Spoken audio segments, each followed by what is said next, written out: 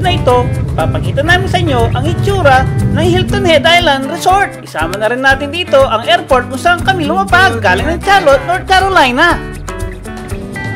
Dali mo. Baba na tayo. Dito, sinundo kami ni Rajes at ni Kelly, pinsan ni Annalyn, na nandito sa South Carolina nakatira. Dito ipapakita namin sa inyo ang Hilton Head Island Resort. Makita nyo rito, napakaganda, di ba? Para siyang school ground. Diba?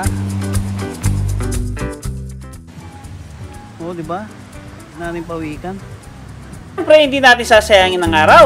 Dinala kami ni Rajes sa Venice upang kumain ng unlimited seafood. Okay lang? Huwag na natin palampasin. Umpisa na natin ang video kung saan kami nang galing ng airport sa Dallas. At connect kami sa Charlotte, sa state ng North Carolina, hanggang mapunta kami sa Hilton Head.